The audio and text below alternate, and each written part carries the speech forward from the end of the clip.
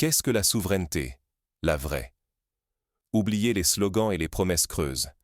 Regardez la réalité, les faits bruts. La souveraineté africaine, on en parle comme d'un rêve inaccessible, une abstraction réservée aux sommets internationaux, à la rhétorique de conférences, ou encore aux déclarations flamboyantes des chefs d'État sur la scène mondiale. Pourtant, ce mot a changé de visage au Burkina Faso, devenant une matière vivante, palpable, qui s'incarne dans des chiffres, des politiques et des transformations concrètes. En l'an 2025, ce pays du Sahel, longtemps considéré comme périphérique sur l'échiquier africain, a réalisé l'impensable. Extraire, en l'espace de 12 mois, plus de 94 tonnes d'or. Ce chiffre n'est pas une simple statistique destinée à briller dans un rapport annuel. C'est une onde de choc, un séisme qui remet en cause tout ce que l'on pensait sur la gestion des ressources en Afrique. Pour comprendre l'ampleur du phénomène, il faut rappeler que, quelques années auparavant, la production plafonnait à environ 60 tonnes par an, chiffre déjà jugé honorable par les experts internationaux. Derrière cette explosion de la production, il y a bien plus que des machines performantes ou des filons généreux.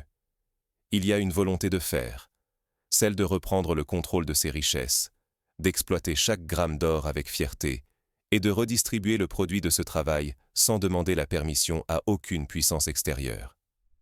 Cette volonté s'est traduite par une succession de décisions audacieuses, mais aussi par une mobilisation sans précédent de toute la société burkinabé, des dirigeants jusqu'aux mineurs artisanaux. Mais le risque est immense. Si ce modèle s'effondre, le Burkina Faso, et peut-être toute l'Afrique de l'Ouest, risque de rester piégé dans la dépendance, condamné à voir ses richesses filer entre ses doigts, comme cela s'est produit dans tant d'autres pays riches en matières premières, du Nigeria au Congo, du Venezuela à l'Indonésie. Le spectre de la malédiction des ressources plane toujours, rappelant que l'abondance peut être un piège si elle n'est pas maîtrisée.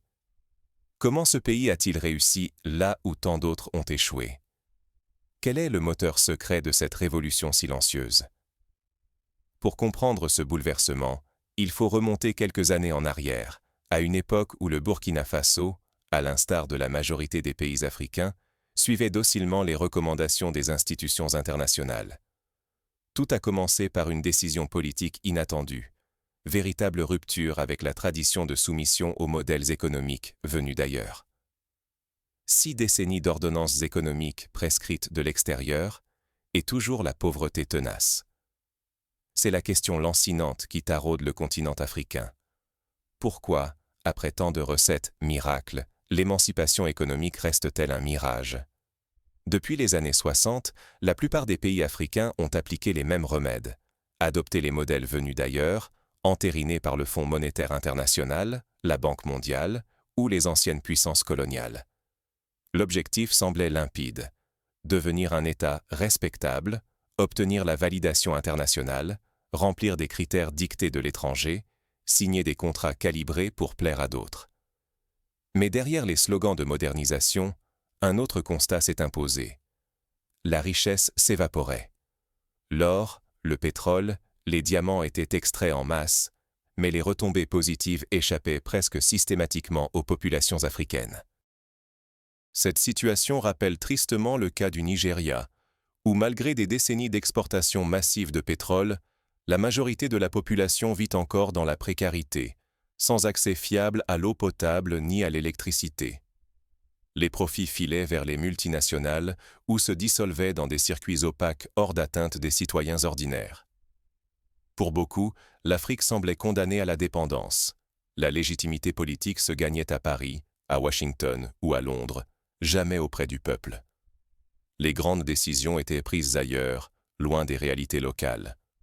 Cette dépendance n'était pas seulement économique, mais aussi symbolique. Les élites africaines cherchèrent l'approbation étrangère pour valider leur autorité, créant un cercle vicieux d'aliénation et de manque de confiance nationale. Ce système n'est pas qu'une question de principe, il hypothèque l'avenir. Tant que l'on dépend de modèles importés et de l'aval d'experts étrangers, des générations entières voient leurs horizons se rétrécir. La précarité s'installe comme une fatalité, même sur des terres qui génèrent chaque année des centaines de milliards de francs CFA de richesse. L'argent, le pouvoir et l'espoir de prospérité durable continuent de s'échapper.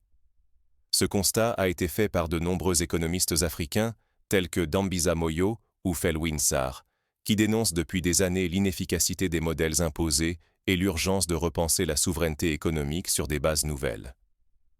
Mais une rupture inattendue vient bouleverser la donne. En 2025, le Burkina Faso ose l'impensable, reprendre le contrôle de ses ressources, pour et par son peuple.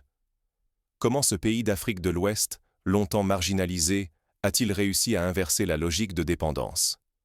Pour comprendre cette transformation, il faut plonger au cœur d'une année charnière. C'est ici que commence l'histoire d'un pari risqué et d'un changement de paradigme.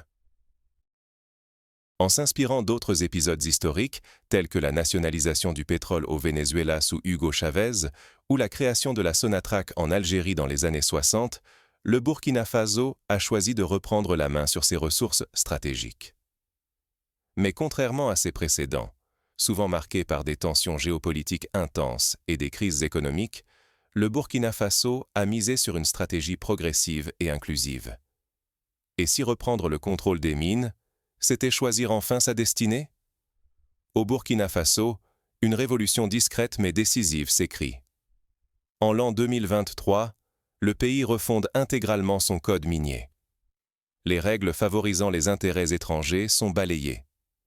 Priorité désormais aux experts, entrepreneurs et fournisseurs burkinabais. Ce basculement, assumé, met un terme à plus de 60 années de gestion dictée de l'extérieur.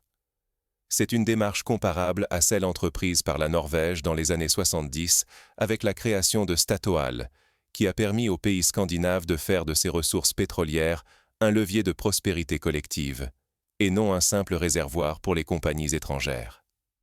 Mais changer la loi ne suffit pas. L'État crée la SOPAMIB, la Société de participation minière du Burkina.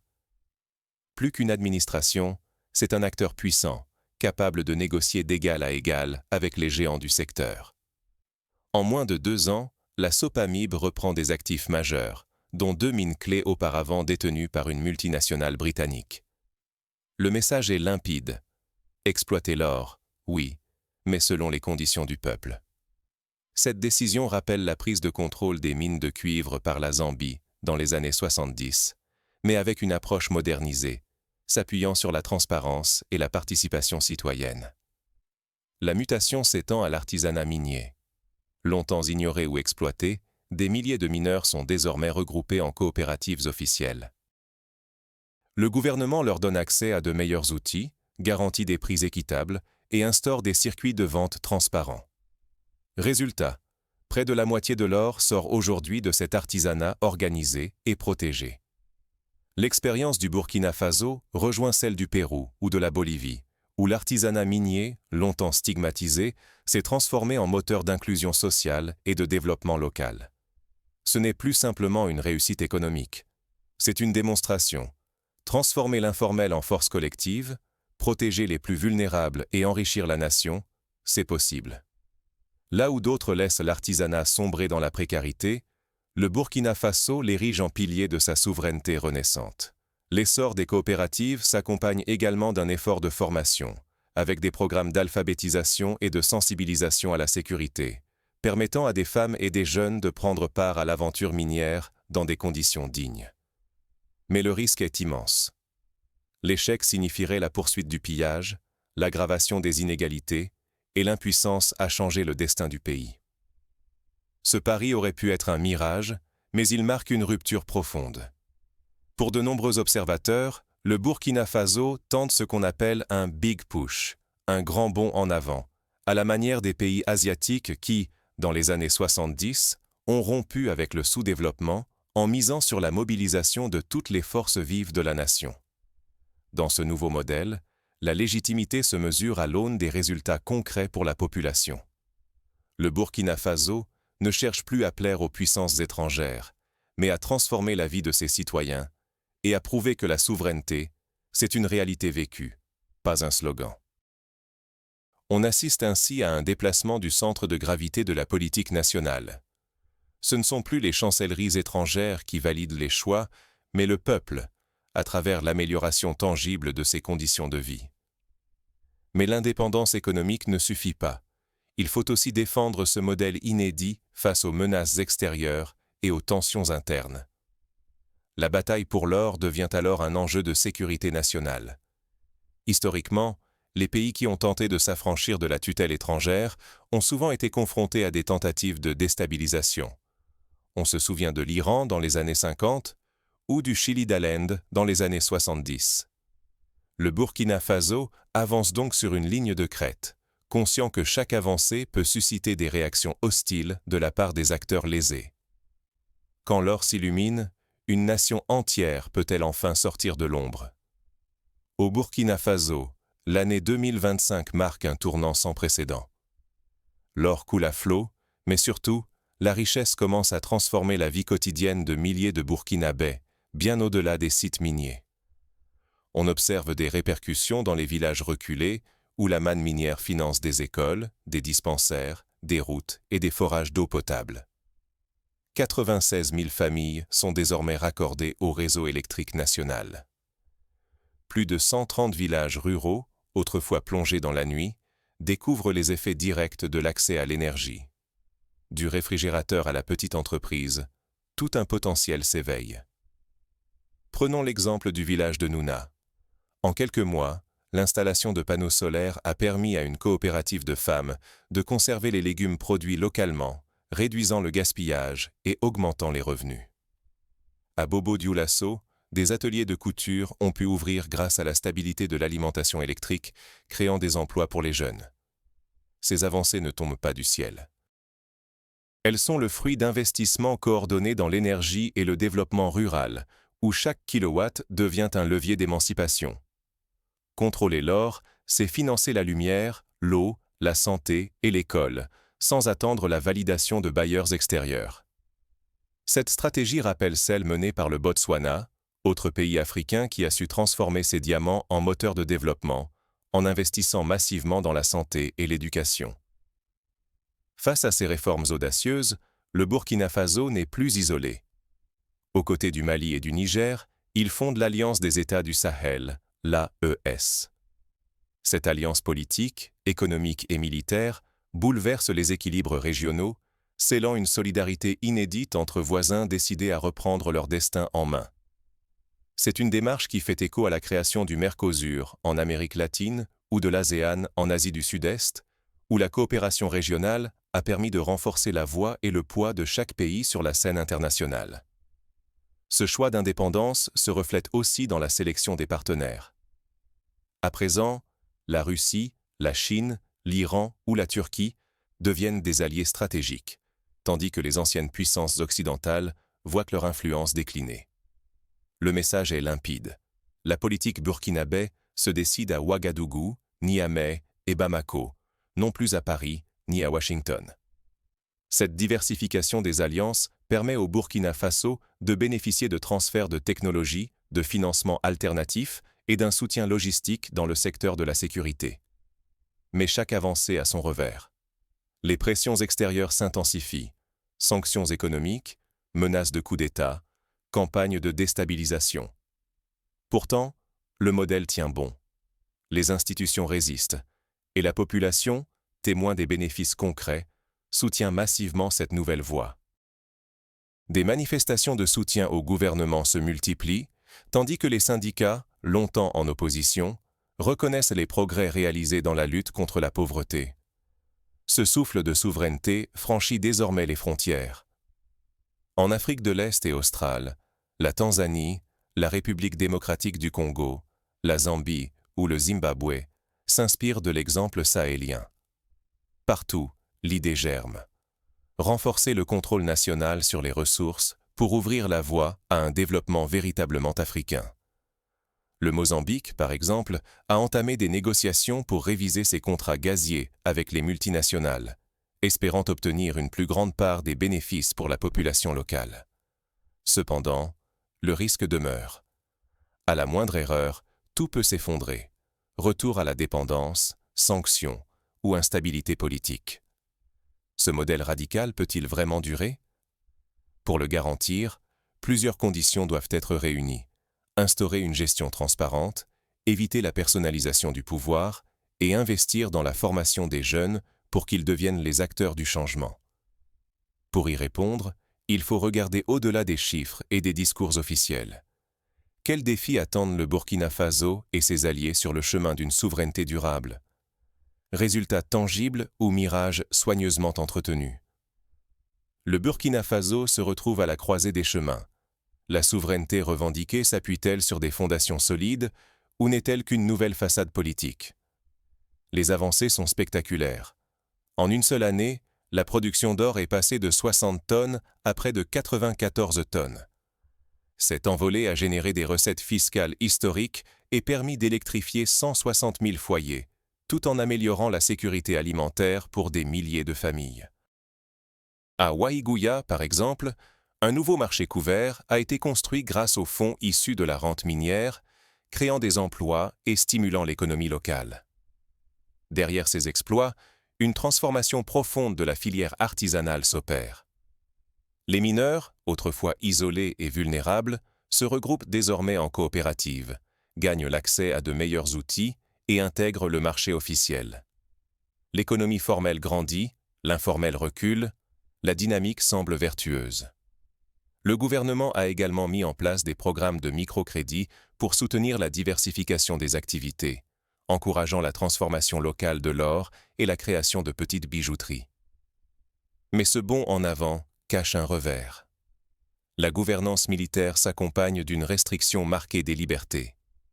Les voix dissidentes sont muselées, la presse contrôlée et l'espace politique verrouillé. Les critiques venues de l'extérieur dénoncent la dégradation des droits humains et posent la question de la légitimité. À Ouagadougou, elles se fondent désormais sur l'efficacité, non sur le respect des normes internationales. Cette tension rappelle les débats qui ont secoué la Corée du Sud dans les années 70, lorsque la croissance économique rapide s'est accompagnée d'un régime autoritaire, posant la question du prix à payer pour la souveraineté et le développement. Ce modèle est-il exportable? Rien n'est moins sûr. L'histoire, la structure sociale et la géopolitique varient d'un pays à l'autre. Ce qui prospère au Burkina Faso pourrait achoper à Bamako, Niamey ou Kinshasa. Par exemple, la tentative de nationalisation des mines en République démocratique du Congo dans les années 80 s'est soldée par un échec, faute de stabilité politique et de capacité de gestion locale. Le défi véritable demeure, transformer cet élan exceptionnel en changement durable. Il faudra résister aux chocs futurs, intégrer toutes les composantes de la société et éviter la naissance d'une nouvelle élite prédatrice. Pour cela, plusieurs mesures concrètes peuvent être envisagées. Instaurer des audits indépendants réguliers, créer des fonds souverains transparents pour gérer les revenus miniers et renforcer l'éducation civique pour permettre à chaque citoyen de surveiller l'utilisation des ressources. L'échec exposerait la population à une rechute brutale. Crise économique, répression accrue et discrédit durable du modèle souverainiste à travers l'Afrique francophone. Les exemples de la Libye ou du Venezuela montrent que la richesse minérale ne protège pas contre le chaos si la gouvernance n'est pas à la hauteur des attentes populaires. Mais derrière l'or et les chiffres, la question essentielle subsiste. La souveraineté burkinabé est-elle vraiment synonyme d'émancipation? Ou fait-elle courir de nouveaux risques à sa population? 94 tonnes d'or extraites, 160 000 foyers nouvellement électrifiés, des dizaines de coopératives qui prospèrent, ces chiffres frappent l'imagination. Mais suffisent-ils à redéfinir la souveraineté africaine? Un frisson parcourt ceux qui observent le Burkina Faso, devenu le théâtre d'une expérience inédite. Bâtir la souveraineté par des actes concrets et non des slogans. Pour nombre d'intellectuels africains, cette expérience constitue une source d'inspiration, mais aussi un sujet de vigilance, car le moindre faux pas pourrait être instrumentalisé par les détracteurs du continent. Car la vraie souveraineté ne tient pas dans les proclamations solennelles ou l'imitation de modèles extérieurs. Elle se forge dans la capacité d'un peuple à reprendre la main sur ses ressources, à extraire la richesse de son propre sol et à la redistribuer de manière visible. 94 tonnes d'or, ce n'est plus seulement un chiffre record. C'est le marqueur d'un rapport de force inversé, où l'État burkinabé impose sa légitimité par les résultats obtenus et non par l'aval de partenaires étrangers. C'est là un vrai changement de paradigme qui place la réussite collective au cœur de la légitimité du pouvoir. L'électrification de 160 000 foyers en 12 mois, la multiplication de coopératives, la montée d'investisseurs nationaux, chaque progrès rompt un peu plus avec le cycle de dépendance. Pour la première fois, la légitimité politique s'enracine dans des changements quotidiens. Lumière le soir pour étudier, mieux conserver sa nourriture, ouvrir un petit commerce, envoyer ses enfants à l'école sans craindre les coupures.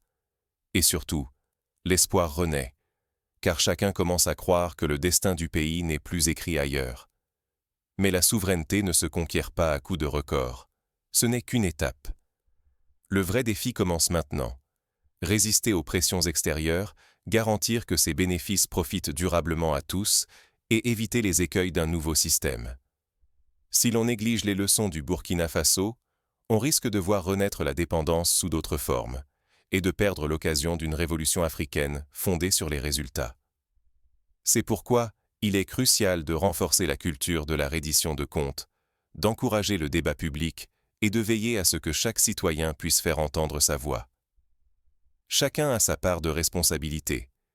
Exiger la transparence, soutenir les initiatives locales, défendre le droit inaliénable à disposer de ses ressources. La révolution burkinabé n'est pas une fin, mais un appel à la vigilance et à l'engagement. Les années à venir décideront si ce modèle peut véritablement inspirer le continent, ou s'il restera une exception fragile. Mais une chose est sûre, le Burkina Faso a ouvert une brèche,